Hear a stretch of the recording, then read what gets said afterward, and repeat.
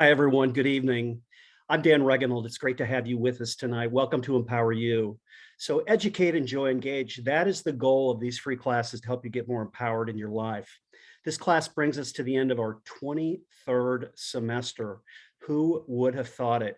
Tonight, we want to get you involved in important topics like what happened to 4 students at Kent State 52 years ago.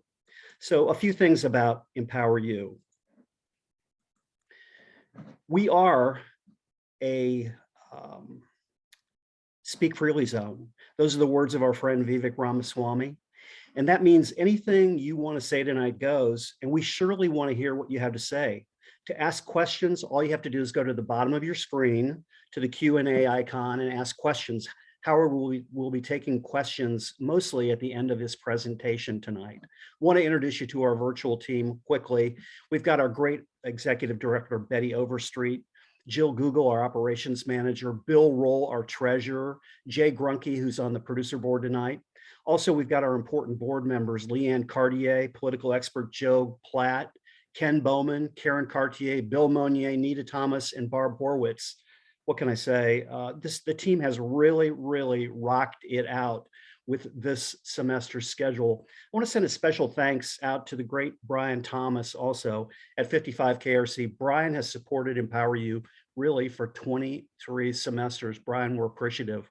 So that song, just something that's eerie, and been thinking about it ever since we talked about doing a class on this. Let me tell you a little bit about that song. A few days after the Kent State tragedy 52 years ago, a young David Crosby handed Neil Young the May 15th, 1970 issue of Life magazine. Now, how many of you are as old as me and remember Life magazine? The magazine featured photos of the tragedy at Kent State University. Young was enraged about the terrible event, and he began immediately writing the lyrics to the song that became known as really the anti-war hymn, Ohio. The Kent State story was just everywhere. And when Neil Young wrote about it, it was in all the papers, magazines, on the news. It was in Life magazine. It was on the Cleveland Plain Dealer, Newsweek, virtually every TV program, every magazine. I was in high school then, and I didn't really fully understand it, but I remember my mom, God bless her soul, coming in my room telling me that she didn't want me to be part of any war protests. Young's band, Crosby, Stills, Nash and Young, was so eager to release the song Ohio that it only took them a few takes to record it. It was released within 10 days after the shooting, and it really reflected the horrific events of the day. Young was known then, as he is now, about being a widely outspoken musician. Ohio really evokes the anger and sadness that people felt when they watched those National Guardsmen turn their guns on protesting students. Jimmy McDonough, in his biography of Neil Young, said in 10 lines, Young captured the fear and anger felt by youth across the country. The lyrics open, "Tin soldiers and Nixon's coming." Tin soldiers refers to the Ohio National Guard. We're finally on our own, goes next, and that describes how we can't count on our country, our army, or even our president to be on our side. The song, when it came out, was banned in some parts of the country because of the anti-Nixon stance. Many people, including Young, believe the events at Kent State were all the fault of one man, Richard Nixon, and that he should have handled the situation better. David Crosby said that Young kept keeping Nixon's name in the lyrics was the bravest thing that he'd ever heard. When Young sings, this summer I hear them drumming, he puts in your mind the image of our group of young protesters as tin soldiers approach. 4 Dead in Ohio drums the horror of what's happening into your brain, into my brain. This is especially true at the end when Crosby cries out, 4 dead, why? Why did they die? How many more? Just a little bit of history about the song. So EmpowerU is a free university, and I would encourage you, if you could, to donate a few bucks, help us pay expenses. The easiest way to donate a couple dollars is when you're signing up for a class. You can there's a little donate button on the right side of our website, or you can donate right when you sign up for the class. So many people have done that this semester, and we're so appreciative.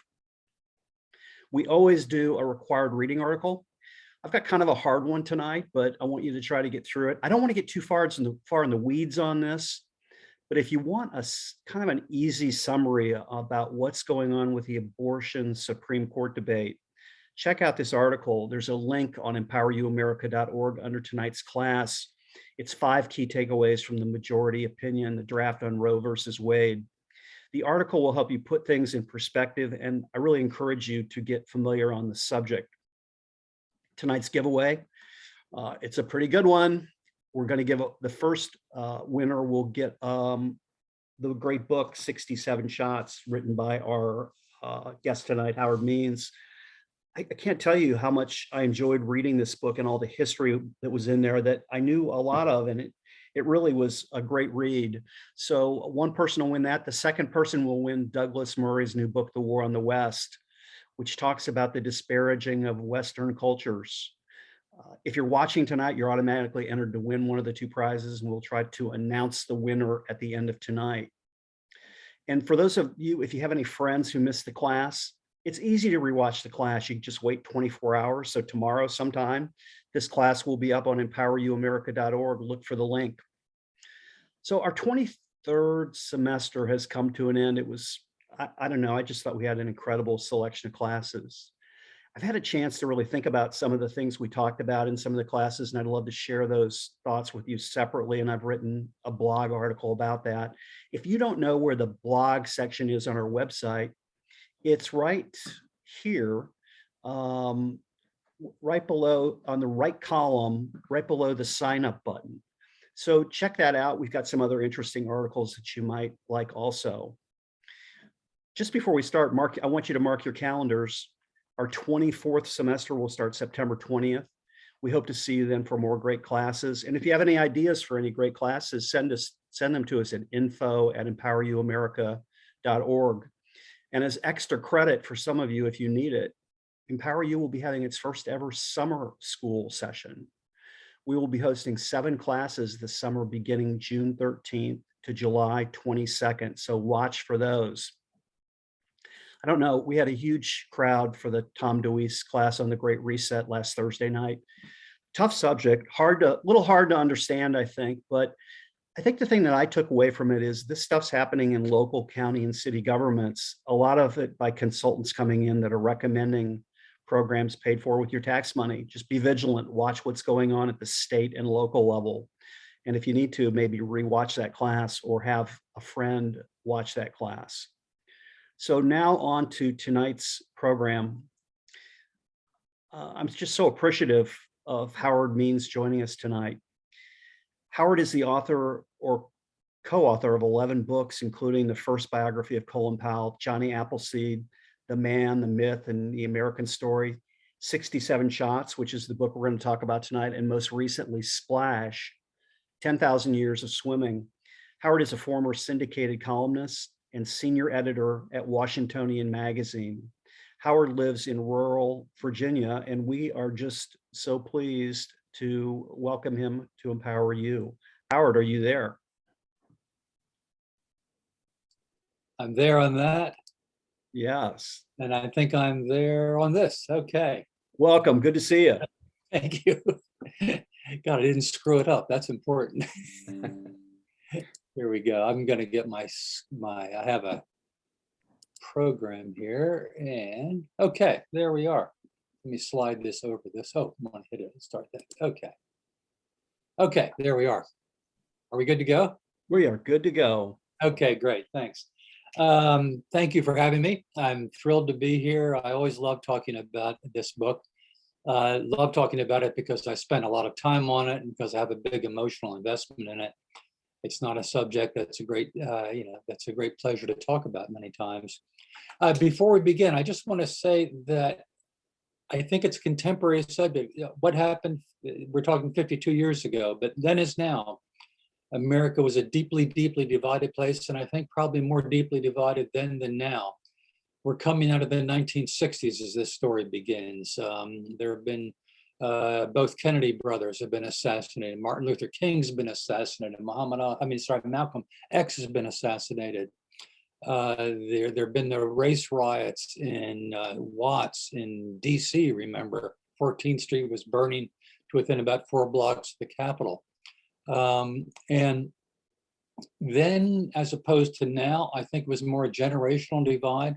Overhanging everything then was the Vietnam War, at least for white Americans, not for Black Americans as much as for white Americans.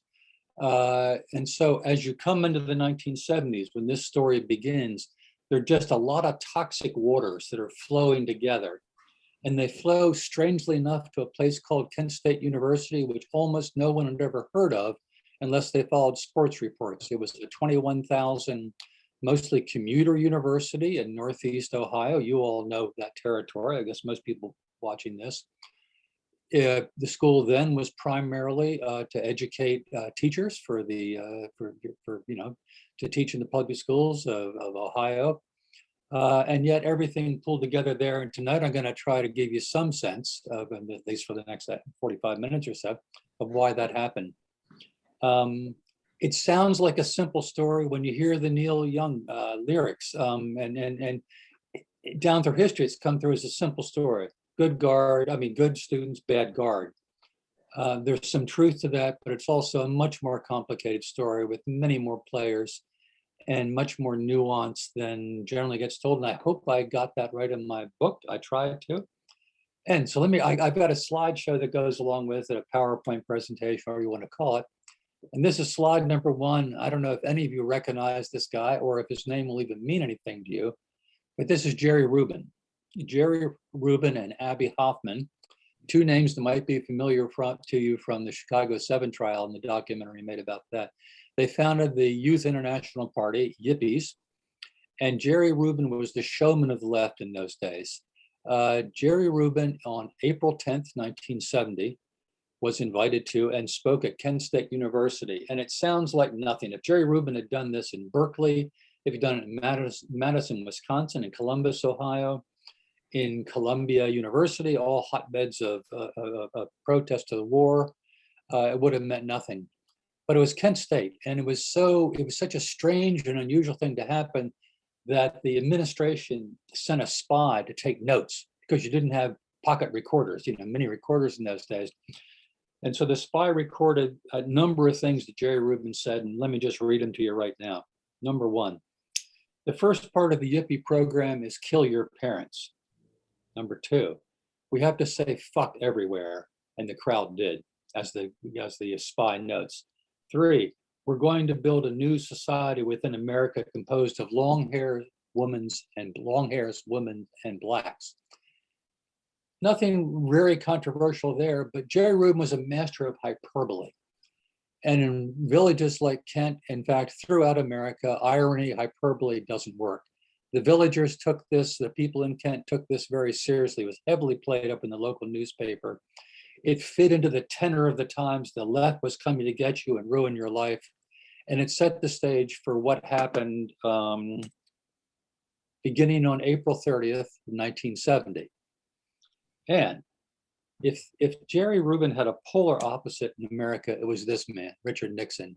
Richard Nixon did not speak in hyperbole. Richard Nixon had no sense of irony, no sense of humor. On April 30th, from the Oval Office, having announced 10 days earlier that an additional 150,000 troops were going to be withdrawn from Vietnam, Nixon on April 30th, 1970, reversed himself and announced that those withdrawals were off. He was conciliatory at the end. He said that, I'm quoting here, "I realize there are honest and deep differences about whether we should have become involved in Vietnam." The next day, though, after campus protests, the gloves came off again. The protests, he said, are bums blowing up buildings. Now, these are the bums blowing up buildings at Kent State the next day. Doesn't look very ferocious, does it? This is a group that called itself WHORE, which was an acronym for, I have to look at my notes here, World Historians Opposed to Racism and Exploitation. And what they're doing here, and that's what you see, the brick thing on top of it is the victory bell at Kent State. It's used to celebrate football victories. And they're burying a copy of the Constitution. It was a very mild, there were, as I remember, that there might have been 100 people in attendance for this. I can't recall. An earlier demonstration by a group called BUS, Black United Students, a clever acronym in those days for Black United Students, had another demonstration. Even fewer people attended that. The response was very tepid. And it was so tepid, in fact, that Robert White, the president of Kent State, decided that there was no need for him to stay on the university. He had already agreed to go to Iowa City, to Iowa, to take part in a board meeting, of the American College Testing Program. So he took off that afternoon, and that night, and by the time he returned to campus, the campus was out from under his control. He had no control over the campus at all. Why? Here we go. Same night, Friday, April 30th. And climate, I mean, everything plays a role here, but climate plays a role too. This was the first warm weekend in spring. Many of you have lived through Ohio winters and springs. I assume they're late coming. This was a very late spring coming. It was the lull before the last push in exams. SAP was rising. Everybody, a lot of students poured down to the bars along, I think it's Water Street. I don't know that map in front of me. And they sold 3-2 beer in those days, which some of you might remember was a horrible concoction. You had to drink twice as much of it to get as drunk as you would on 6-4 beer. And it made you a nasty disposition along the way. But they were all down there. The warm weather, people spilled out on the streets, things got a little iffy.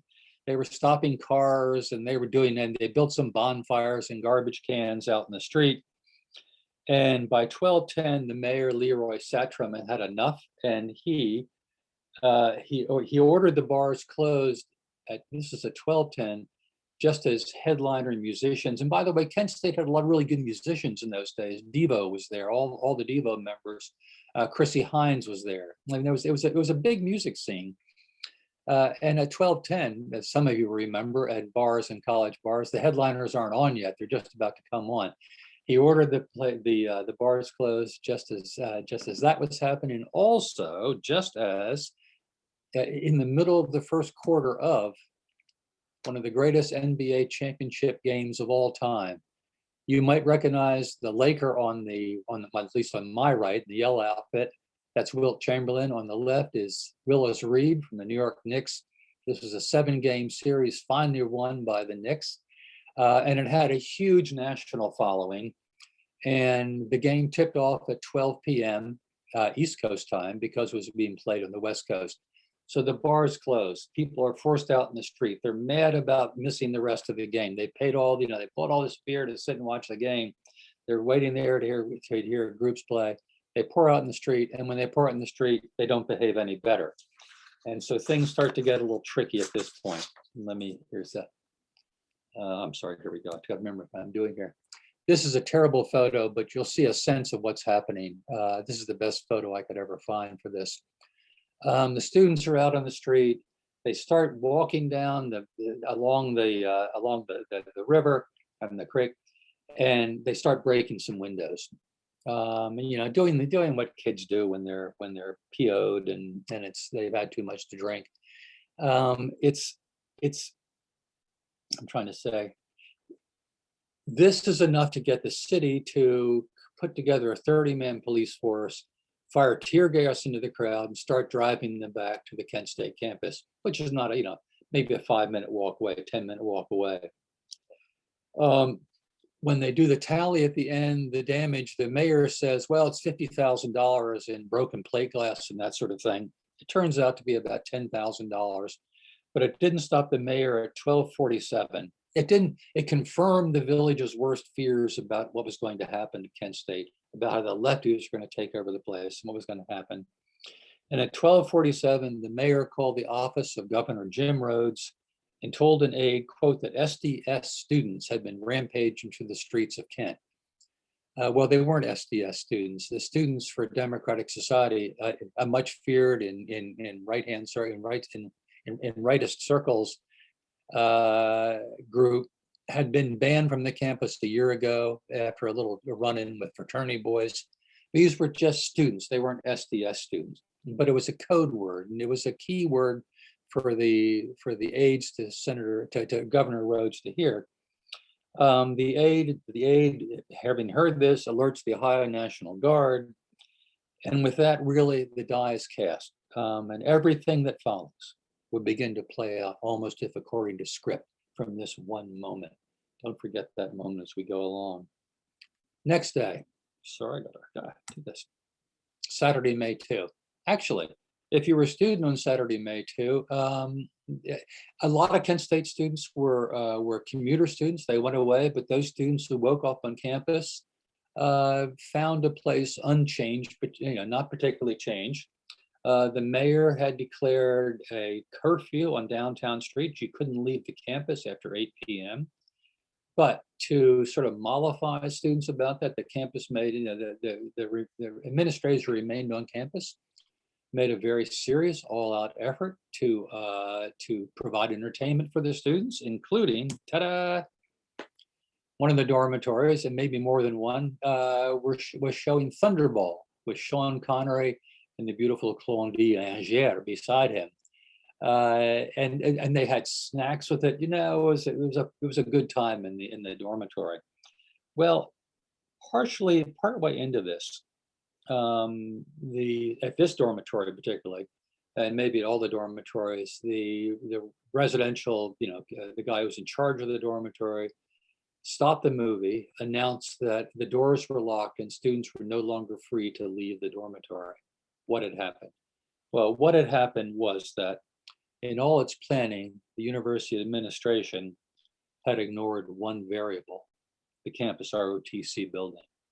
And why they ignored it is one of those major mysteries, and there are a lot of them, is about what actually happened to Kent State that day. For 2 years, ROTC buildings around the country had been bombed, they'd been burned.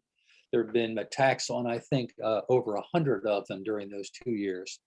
Why it did not dawn on the Kent State administrators that this might happen at their university after the Nixon demonstration, after the Nixon thing, after the night before, there were already protests going on other universities. Why they didn't think it would happen at university, I don't know. Yet when students, but what I do know is that when students began attacking the ROTC buildings, there was virtually no resistance put up. The local fire department showed up. Students attacked their hoses with sort of dull machetes. It wasn't a big deal. They finally retreated, and they came back one more time with no luck. Meanwhile, standing up on a ridge, watching over the whole thing, 30 campus police and a senior administrator did nothing. They stood there and watched. I have a theory about why, and I'll get to that in a little while. But the point is, there was only minimal effort to protect it. And there was, they hoped the state police would come in, actually. But the state police had already determined that they were coming in not to do crowd control, but only to arrest specific people, specific students and demonstrators already identified. And that was just beyond the pale at this moment. That left the enforcement door wide open for the Ohio National Guard. And if the Ohio Guard had already, and so they had been in Akron nearby, seeing to a Teamster strike. They're summoned to this. As they drive into Kent, they can see a red glow in the background. It looks like the city's on fire. They come in, they hit the ground running. One wing spreads out across the campus to herd students back to their dormitories. The other wing makes for the ROTC building. And by the time they get there, there's nothing left to defend. Here they are as they approach the ROTC building. And you can see they're in a heavy troop carrier right there. And here are the buildings the next morning. This is the ROTC building looking east at it, and that's sort of important. Keep that in mind. This is the ROTC building looking west at it. The whole point here, if you look at these two, is the real estate. These were rickety old buildings. They were in the center. They had been at the edge of campus when they were built in the 1940s. They were World War II era buildings. They were on the edge of campus when they were built. They were now at the center of the campus. It was valuable real estate. My own theory as to why they were allowed to burn down is that the students were doing them a favor. Somebody had to burn them down because the engineering school and the every school wanted this space to build property on. But the point is, they were there. They were destroyed. And when Saturday, when Saturday opens, let me do one more here. Okay. Oh, there we are. Oh, and this right here, this would become the staging ground for the National Guard in the events that follow. You'll see in the distance over there, you see a meadow behind that building, a large Taylor Hall on top of the hill behind that. This is where all the initial drama of May 4th would take place. Now, on to Sunday, May 3rd. Okay, excuse me, I'm just catching up with my own notes here. Now, enter another of the major players in this drama, right here. I don't know if anyone of you recognize, this was the most powerful man in Ohio for many, many years. This is Jim Rhodes, Governor Jim Rhodes. Jim Rhodes, by nature and practice, Rhodes was a hard-nosed, take no prisoners conservative. He was also a politician, and the disruption at Kent State had thrown him into a sorely needed lifeline. Rhodes could not succeed himself as governor. He decided to run for the US Senate, but he had to win the Republican primary. And he was running against Robert Taft Jr. You'll all recognize the name Taft, all of your Ohioans. And as of Saturday night, the night before this photo is taken, Rhodes was losing by 65,000 votes to Robert Taft. They had a debate that night, the last of their debates. Rhodes is not much of a debater, but he knew politics. At an airport news conference, Rhodes blamed the whole business at Kent State on outside agitators. I'll read my quote here. They're worse than the brown shirts, he said, and the communist elements, and also the night riders and vigilantes. Later, he told reporters, we are going to eradicate the problems. We are not going to treat the symptoms. No one could ever find those outside agitators, not the university, not local police, not the FBI when they finally got involved. If Rhodes is going to eradicate the problem and the problem makers, he had to eradicate it right here at Kent State. Rhodes' threats aside, and this is again Sunday, Rhodes' threats aside, Sunday afternoon was a very nice day. I love these photos. Those are the guardsmen. These are students. It looks so much like loving and peacing and being photos from the 1960s. This one too. She's not offering him a joint, but she could be offering him a joint. It looks like if another campus, it might have been the case. And see the guardsmen with their rifles poised right there. And it was a beautiful contrast of scenes at any rate. It wasn't all beautiful. Heil Pig is this photo. But generally, everybody remembers it as a pleasant time. One faculty member told me about taking his children down to see the ruins of the burned out ruins of the National Guard, of the ROTC buildings, as if they were some kind of, antique Mayan ruin. And Sunday night, though, was a different story coming up. Sunday night, it's here. Okay, on Sunday night, here's how one student who had spent the weekend at home described returning back to the campus that night on Sunday night. Quote, when I got back late afternoon, I thought I was in a war zone in Vietnam. Helicopters that were 3 times anything I'd ever seen, armored cars, jeeps, machine guns, mini tanks, soldiers everywhere. It was just unbelievable. Time and again, students gathered to protest. Not Nixon, not Vietnam. By now, the whole thing was becoming about the occupation of the campus by the National Guard. People were forgetting about Vietnam. It was the occupation of campus. And time and again, one of the National Guard leaders would read them the Ohio Riot Act and order them to disperse. And like water, the students would flow in different directions and then flow back together again. And the whole scene repeated itself time and time and time again, like some kind of malevolent Groundhog Day. Finally, it came to a head. And again, I wish these were better photos, but this is what you get from that age. Those are the campus gates on the back side. It came to a head at the university gates as students waited for a meeting with President Bob Wright, who had returned from his Iowa trip, but the meeting would never happen and never was going to happen. White was not in charge of the campus anymore. The National Guard was. and the National Guard, to keep it simple, wasn't having any more of this crap. They were bayoneting people back to the building. They were dropping tear gas from the helicopters. It was a scary situation. Everybody describes it as a scary situation. Okay, on to Monday, May 4th, the famous day.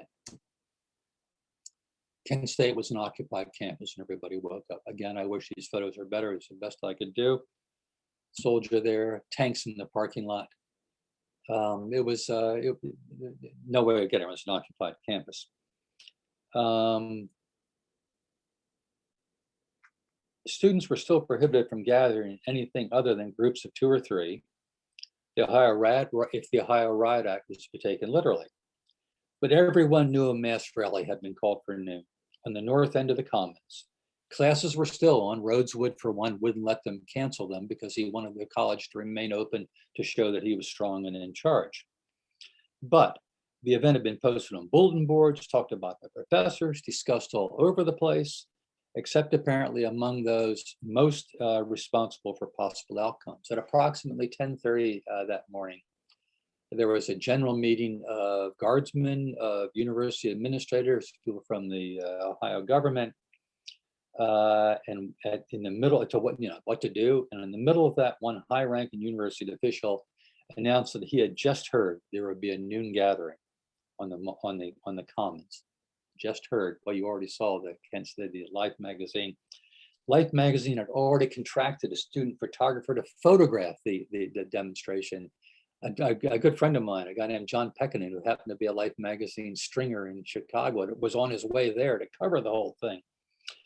And everybody knew it was happening. About the same time, Robert Canterbury, commander of the on-campus guardsmen, preparing his troops, showed up in his business suit. He'd been in another meeting. He showed up in his business suit and began preparing his troops for whatever was going to happen at noon.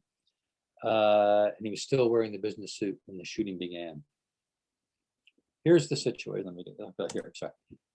This is a still from the photo from the one you just saw. This is the center of it right here. In the middle right there, in the cowboy shirt, sort of dead middle in the front row, is a guy named Jeffrey Miller. Jeffrey Miller will be dead within half an hour. You'll see him again. Noon, this is the other end of the Commons, the south end of the Commons. The Guard has, their staging ground has become the ruins of the old the old ROTC building. Focus here on their rifles. These are not shotguns filled with birdshot. They're not rifles filled with rubber bullets, although the Israelis had begun using rubber bullets a couple months earlier. These are M1 Garand battle rifles, the workhorse combat rifle of World War II. They fire a long, thin 30-06 bullet designed to travel great distances with maximum impact. If you line 3 human beings up in a row at 250 yards away, the 30-06 round will go through all 3 and keep on going unless it's diverted by a major bone. M1s are made for almost anything other than crowd control. But by now, the Vietnam War has drained America's domestic armories dry. M1s are all that are left. And this, again, is how so many factors come together to determine the outcome of what we're talking about now.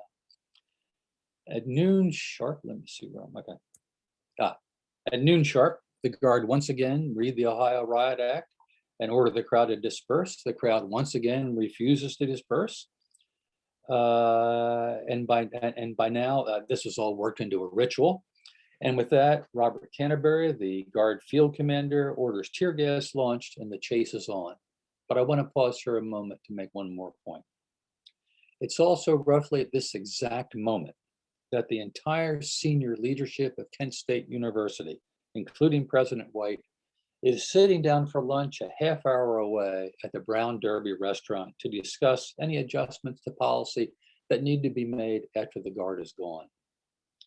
At this entirely predictable peak moment of the drama of the weekend, the university's crisis center is in the hands of Ray Bai, a 25-year-old graduate student sitting in a room without windows with a squeaky walkie-talkie to connect to the world outside of himself. Of all the disgraceful moments in this thing, this is to me one of them. I had a long talk with Ray Bai about this. I had a friend of a friend, and I found him on the eastern shore of Virginia, visiting, I'm north of Maryland, visiting somebody. Had a long talk. I'm horrified by the whole thing. Let me stop here and try to get things oriented. You see where the Ohio National Guard's initial formation was at the top of the Commons. You see Taylor Hall at the top of the hill. You see the Victory Bell where Hoare buried the Constitution. Company C is going to go up to what is to my right towards Prentice Hall, and they'll just stop there. They become inconsequential. Company A and Troop G are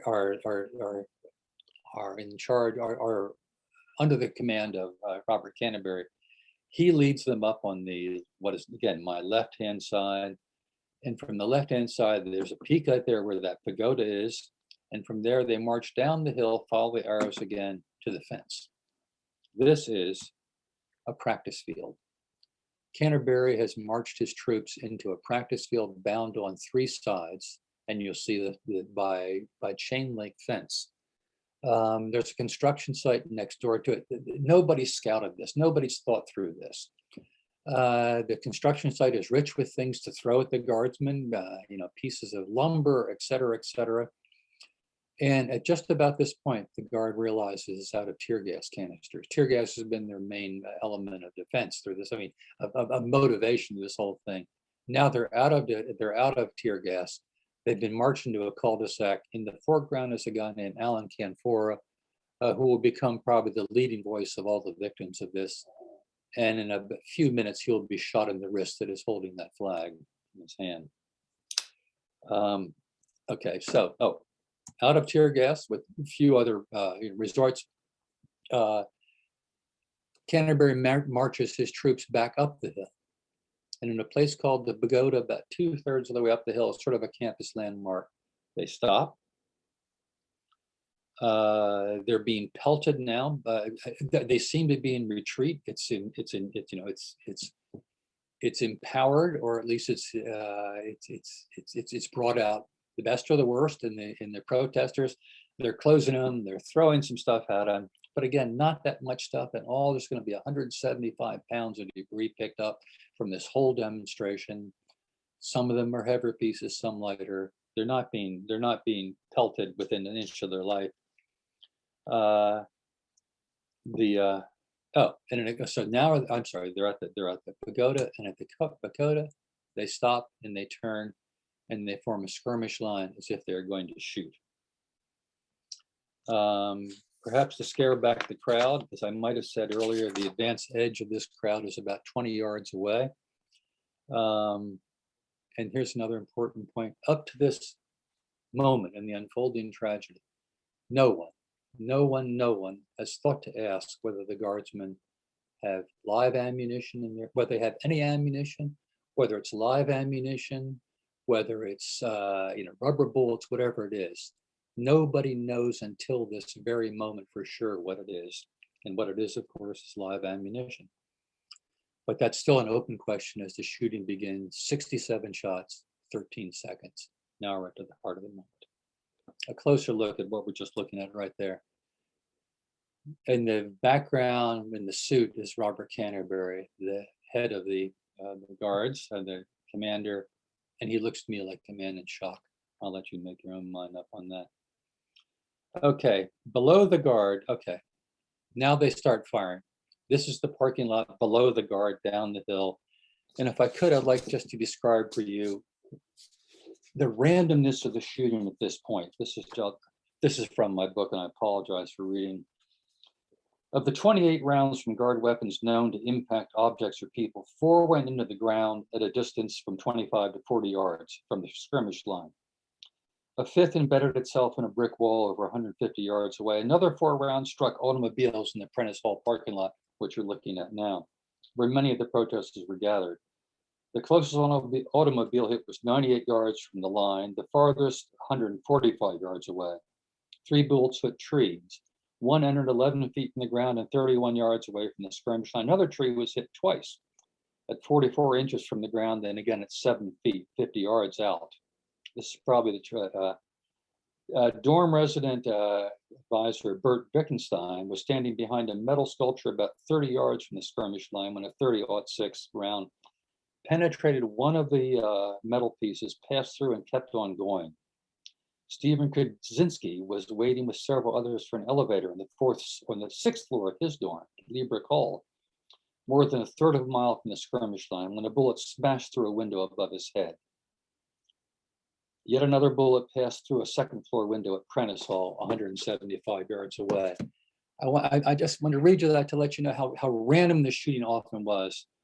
But that said, some of the shooting, speaking of the random shooting, this is one of the victims, Dean Collar. One of those hit in this random barrage. Dean was a farm kid who thought he should have a look at history being made. He phoned his, it's so sweet really. He phoned his teachers to tell them we missed classes that day.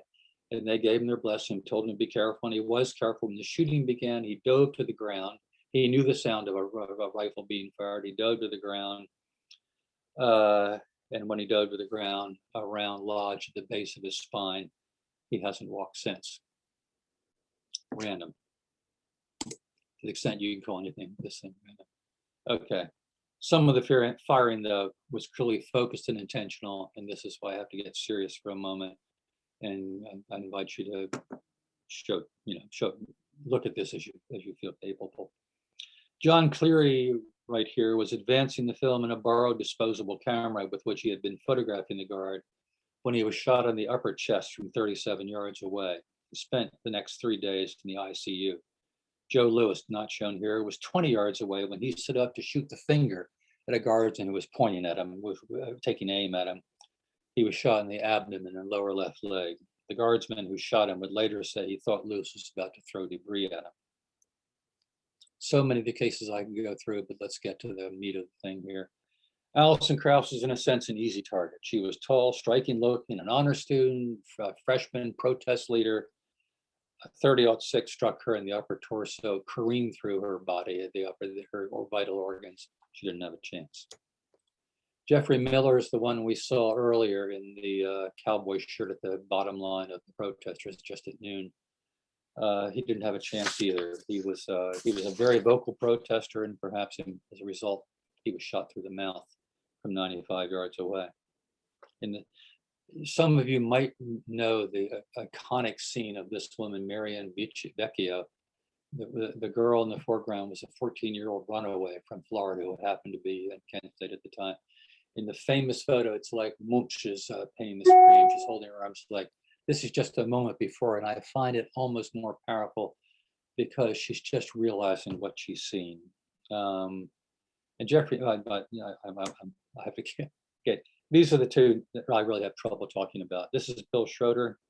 He was craving books when he was hit, walking away from the crowd after satisfying his curiosity about what was all about. Schroeder had played on the Kent State freshman basketball team that year, back when there were freshman basketball teams, freshman sports teams. He was second ranked in his class in the Army ROTC. The student who was standing next to him when he hit would later say, quote, "The impact of the bullet just picked him off the ground and thrust him backward, arms and legs." And this is the last of the four dead, Sandy Schuer, who hadn't attended the rally at all. She was 130 yards away from the guards' skirmish line, passing between classes, when a bullet penetrated her jugular vein. In the words of then Dean of Student Activities, Dick Breedemeyer, two of the students were killed because of commitment.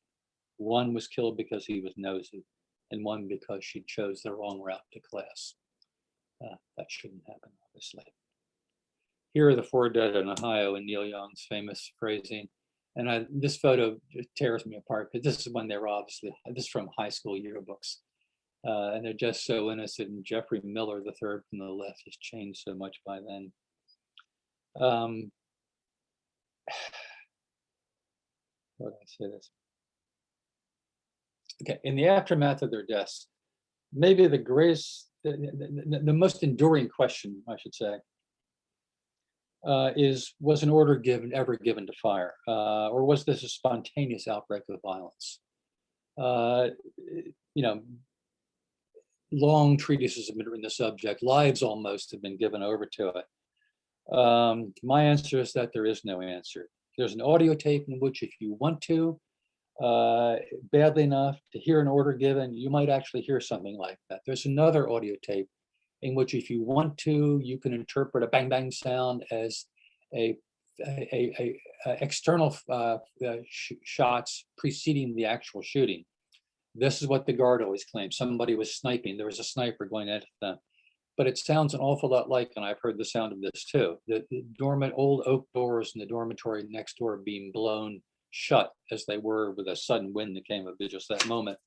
The point is, you really cannot know. To me, the most compelling argument against the commands being given is that no group that size could possibly keep a secret that immense for so many years. I believe those tired guardsmen were tired and scared. From reading their many, many depositions, I know that the world they saw through their gas mask was much different from the world that actually existed out there at the moment. More than anything else, I know those guardsmen were ill prepared and had been horribly led from the moment they started up that hill. After my book was published, this is one of the things that tore me apart. I was told by a guardsman that at a monthly meeting not long after the shootings, the guards all went out and practiced with their M1, which they hadn't done before. They'd never had practice. Afterwards, one of their leaders said, "Nice work. If we had done this before May 4, we could have killed 40 of those sons of a bitches." That's the leadership talking. That's not the guards. This guardsman was devastated by that comment. The only happy part of this story is that it could have been much worse. This is the scene about 15 minutes later, and this is an important part. I hope I'm not running out of time. Let me see. This is an important part to get to. What happened afterwards is the guard reformed where they had been before at the south end of the Commons. Students poured into the north end of the Commons, and where Jeffrey Miller and others had started this whole thing. They were fueled with anger and sorrow, mad for revenge, and screaming about storming the guards' position. Some of them had even used body paint to paint targets on their chests, and they're ready to take off. And this person right here is the geology professor, Glenn Frank, who ultimately talked them out of what would have been a suicide mission, or at least pled them out of it. There's this oral tape. There's a Glenn Frank pleading with them. It breaks your heart. I mean, it's so emotional. You can hear almost the tears in his voice, pleading for them to disperse. The panic, there's desperation in voice. Had he known that his own son was among those who were ready to charge the guard, he would have been even more desperate.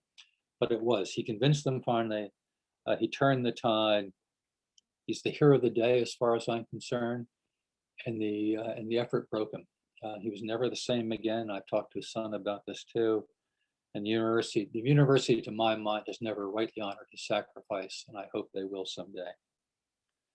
And this is silly, but we need a moment of silliness. This is Glenn Frank's double, Drew Carey. Oh, sorry. Oh shucks, I got the wrong one. Hold on a second. To do. It's a Kent State. Look, Drew Carey was at Kent State a couple years later. He wasn't there at the time, but anyway, I just found it interesting. And the story. Oh, let me start. The story doesn't end there. I'm gonna skip Nixon because I'm gonna run out of time. In some ways, the story only gets uglier because the deaths and grievous injuries of Kent State didn't help mend America. And like the January 6th storming of the Capitol, the shooting seemed to drive Americans further apart. The campus was closed the afternoon of May 4 and didn't reopen again until September. One student who had taken part in the protest, gathered his things up and headed home. And when he got home, his front door was locked. And he called, and his parents shouted through the mail slot, "We never want to see you again." So he returned, and he slept elsewhere. That wasn't uncommon, nor was trolling uncommon back then. It just took longer because you had to troll by US mail, not by internet. A letter sent to Bill Schroeder's parents read in part, "There's nothing better than a dead, destructive, riot-making communist, and that's what your son was. Be thankful he is gone." Well, the Schroeders were not. Outright cruelty was not unknown too.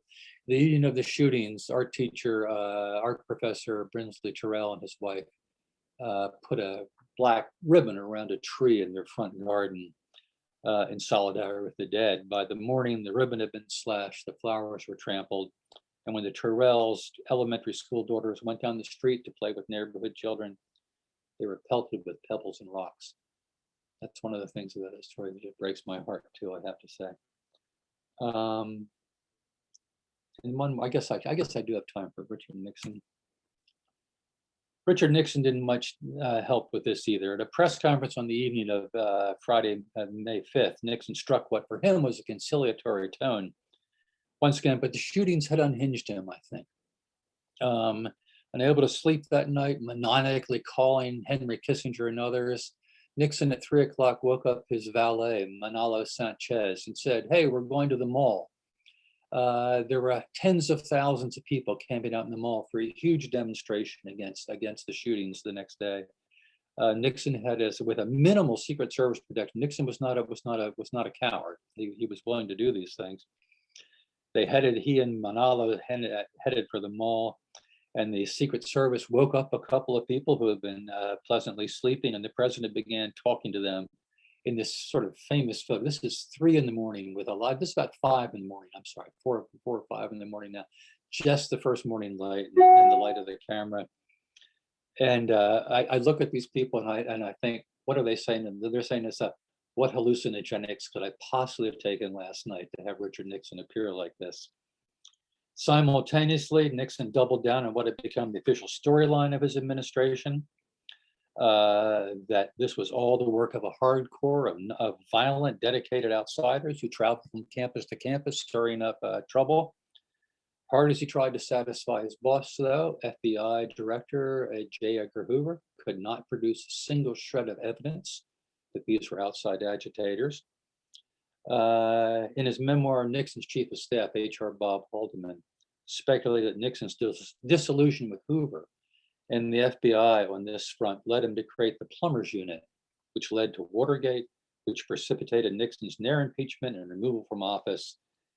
Excuse me, another way in which the shootings at Kent State shook the world. And I think I ought to stop there and thank you for listening. And I hope that that told you something you didn't know. Okay, Dan. Boy, I guess. Thank you so much. So let's get into a few questions. Anybody has a question for Howard, you can drop it in the Q&A. And Howard, when I read the book, as I kept reading about the president of the university, Robert White, I just had never really heard about a leader being so kind of disengaged at the wrong time. Is that how it was with him? It was. He was apparently a much loved man. He was a laissez-faire president. The university should run itself. He was also, it's a state university, and he didn't have the inclination, the guts, the cojones, whatever you want to say, to run up against Rhodes, Jim Rhodes. But Rhodes was a force of nature of his own. Rhodes was a man who would steamroll his mother, I think, if she got in the way. How long was White at the university before he left? I wish after that, not many years, and I can't remember. I think it was a couple of years. He was nearing retirement at that age, but that moment when they all retreat from the campus to the Brown Derby, to me is in some ways the darkest moment of this whole operation. I mean, what is you have to protect your students. It's a pretty basic. So, by the way, I do remember the 3-2 beer, Howard, and there were some good times and there were some bad times, but it was awful stuff. It was absolutely awful stuff, but you were so glad to get it when you were 18. It really was. Now, could you talk a little bit about another thing that was interesting to me? We think we've all got our cell phones. It's so easy to communicate, but when this happened on Kent State, communication virtually, it shut down on the whole campus, right? Nobody knew what was happening. One of the stories I tell in the book, which is a story I love. So about, let me see, probably 4 blocks away, a young mother and is having tea in her lemonade in her backyard with a bunch of other mothers. And their little children are playing around. And there's a roofer on the top of her house. And he's listening to his radio. And he shouts down, "They've killed 2 guardsmen. They've killed 2 guardsmen." I mean, everybody had the story wrong. It went out that way on wire service at one point. One of the guardsmen's mothers was in Pittsburgh and heard about the guardsmen being killed. So it was completely chaotic. And again, talking about the news right now, Jeffrey Miller's dad, his parents were divorced. Jeffrey Miller's father, his mother got called by a friend. His father found out about it setting type for the New York Times. He was a typesetter for the New York Times, and he was setting the type of his son's, announcing his son's death. I mean, that strikes me as something that would just is the stuff of a Shakespearean tragedy almost. And that General Canterbury, the guy that was dressed in the business suit, what a look that must have been with him in the suit with all the people in their guard uniform. And did anybody from the guard ever get held accountable for what happened that day? Thank you for asking that. No, there was 10 years of litigation followed. The guard finally semi-admitted some culpability, but there was a $40 million suit, if I remember the exact number initially. It was finally settled for $675,000 after 10 years, 9 years of litigation, 10 years litigation. $375,000 of that went to Dean Collar, who was paralyzed from the waist down. The families of the dead got $15,000 a person. Enough to bury their children. Yeah. Yeah, we've got a question from Debbie, who is online. Did the National Guard go to any other college campuses during this time, or was this an isolated incident? This is an isolated incident. The National Guard went plenty of places, but not to another college campus. 2 weeks later, Jackson State University in Mississippi had a student protest put down violently, but it was put down by the state policeman, who sprayed the front of Jackson State University with machine gun fire. And as I think I write in the book, guardsmen shooting students at Kent State is what we called in the journalism business a man bites dog story. State patrolman in Mississippi spraying a black college with machine gun fire as a dog bites man story. Now, the real hero of the time, Professor Glenn Frank, who, if he wouldn't have got out there, it might have just risen to another. What made him do that? I think he was a decent man. He was much loved. He was much admired. And I think, look at him. He was an ex-Marine, he knew violence. He understood what was happening. He understood what an M1 does to people. And I think he just would not allow it to happen. By force of will, he would not allow it to happen. And again, his son had been a fraternity. His son was a fraternity boy. And he told me that he was turned around in one moment by these shootings, and he was ready to go out there. So, I mean, there was that, what's I call dramatic irony. I think if you did a movie, it'd be dramatic irony. And I think he was just the right man for the right moment, but it did break him. It actually, I mean, the emotional toll of it was he never recovered from it. And to me, it's a horror. I mean, it's a big mistake that Kent State has not honored that. What about at Ohio State campus? An anonymous attendee asked, what was going on there during this time? Do you have any knowledge of that? No, same thing. There were a lot of protesting going on there. It just never, in a way, Kent State was uniquely unprepared for what happened. Larger universities, they had a more powerful, stronger administration to begin with. They also had experience of this kind of thing. For example, Kent State, but it seemed like a smart thing to do at the time to get rid of SDS, although the fraternity boys that they had a tussle with seemed to be equally at fault. But by getting rid of SDS, they got rid of any infrastructure for the student protest movement. Ken Hammond, who was one of the people who is now a professor in New Mexico, told me about it. When we had SDS, we had bullhorns. We knew how to control a crowd. We had leaflets. We had strategy every time we had one of these things. There was no strategy in this. The guard kept doing the same thing they were doing, expecting a different outcome, and the students kept doing the same thing they were doing, expecting a different outcome. And as somebody said, that's a definition of madness, right? To repeat the same action, expecting a different outcome. Yeah. Now, refresh my memory. Didn't you talk about in the book how there was like a group that was planted from outside the area into Kent State that kind of caused this whole thing to fester there? Do I have that right? Yeah, well, there was always the allegation that was done. But the only visible evidence of that was Jerry Rubin's visit. Uh, and Dick Breedemeyer, I talked about him earlier, was the assistant dean of students, or he was the dean of students at that time. He said, we poured over photographs of these people. There were FBI photographers and student photographers taking photographs all over the place of these, but they had photographs of all the major leaders. And he said, and we realized they were our students. We just didn't know who they were. So is, that was the narrative line. That was the line that everybody pushed. It just was not the case. So refresh my memory on history. Did this event lead, how much longer did the war go on after Kent State happened? The war went on for 2 more years, but this was really, everybody thought this would be the beginning of a protest movement. It was the end of the protest movement, I think. I mean, I call this the Kent State, and my subtitle is 67 Shots, Kent State and the End of American Innocence.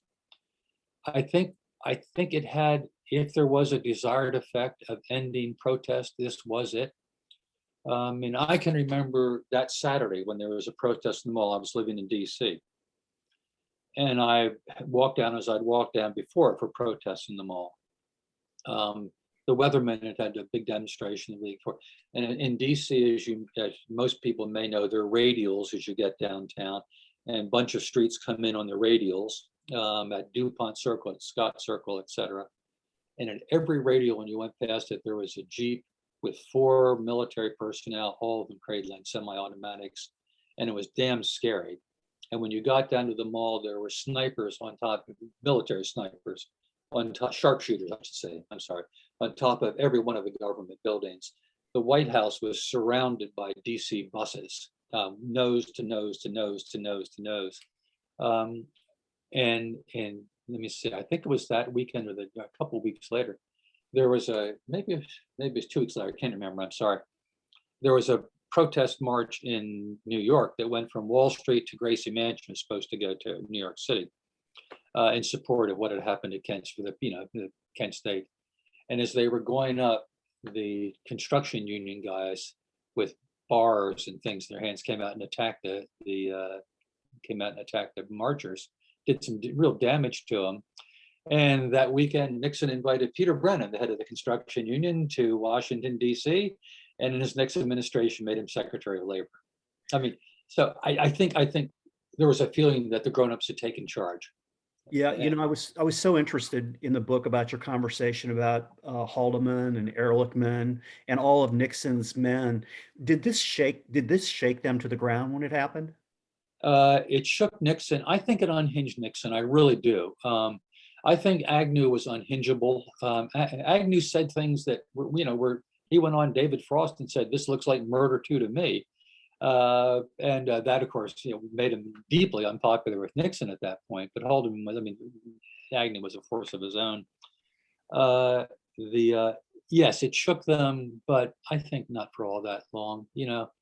And I think it had the desired effect of tamping down the protest movement. And the war by that point was dwindling down. I mean, we were now 12 months past Tet. And there was an inevitability in over there at the end of the war at some point. Last question from one of our guests, Howard. What made you pick this story? God, good question. I was a high school English teacher at the time. The kids who were killed were a year or 2 older than the kids I was teaching. I was 25. I was a year or 2 older than some of the guardsmen. And I was profoundly moved by it. I remember that night of May 4th, 1970, I went back home and I wrote what I thought was a perfect sonnet about Kent State. And about 2010, I started thinking about that sonnet. I'd spent a lot of time in Ohio writing about Johnny Appleseed.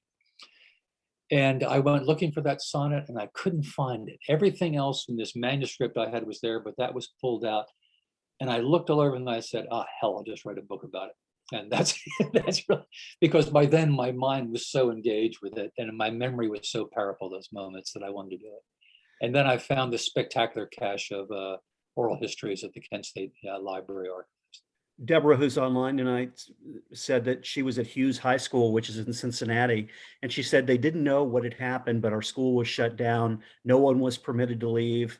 And we were told that UC across the street was also having classes shut down. We heard rumors. We heard about the police guarding one set. Another person said, I lived at OSU during the curfew zone when the protesting happened. I lived at Prentice Hall at Kent State University 3 years earlier. The shootings had a Yeah. horrible impact on me. Howard, I just am so appreciative of you 52 years later sharing this terrible story with us. And thank you so much for joining us at EmpowerU. And I wish we could all clap for you right now, but thank you so much and have a good rest of your evening. And so long to you. Thanks, Howard. Thanks so much. I appreciate it. Okay, take care. Yeah, as we are kind of starting to wind down tonight, just have a couple other things I want to share with you all before we close tonight. And just see if I can get my stuff together. So I wanted to tell everybody who the winner of the prizes is for tonight. And Howard's great book, you're going to enjoy this, was won by Joanne M. So Joanne will get the book to you. And the other book we're going to give away, The War of the West, is going to be won by Keith Kruger. So Keith, I know you'll enjoy that. So tonight we've got an Empowered Award I want to give out. It's kind of an easy one. It's easy for me. And this award tonight goes out to the 4 students that lost their lives 52 years ago. Allison Krause, who was 19, she was a freshman at the Honors College. Jeffrey Glenn Miller, age 20, a sophomore psychology student. Sandra Lee Schuer, age 20, a junior in speech and hearing. And finally, William Knox, age 19, a sophomore psychology major. You know, these were just 4 normal kids who were concerned about what was going on with their government. And really our thoughts go out to all those families who every anniversary probably hate this day. And as I read the book, which is a fascinating read, I encourage you all to get it. There will be a copy at EmpowerU Studio if you want to pick it up there. I think there was one quote that I just wanted to share with you kind of as we leave tonight that summed it all up for me. And the quote was from Allison Krause's father. She was the first person pictured on that previous slide. Her name, Allison's father's name was Arthur, and I think he may have said it best when he was trying to sum up Kent State. On the day that he had to go in and identify the corpse of his daughter Allison, these were his words: "My daughter was not a bum. She felt that our crossing into Cambodia was wrong. Is this descent a crime? Is this a reason for killing her? Have we come to such a state in this country that a young girl has to be shot because she disagrees deeply with the actions of her government?" As our government moves into this disinformation era and censorship, we should never forget the free speech and the right to assembly that happened at Kent State and the important lessons that we can learn. An incredible session tonight. Thanks so much for to our guest, Howard Means, for joining us and helping us through this story. Howard, we really appreciate it. Thanks to everyone for a great semester. It has truly been an honor to learn from you. Now I encourage you to go out tonight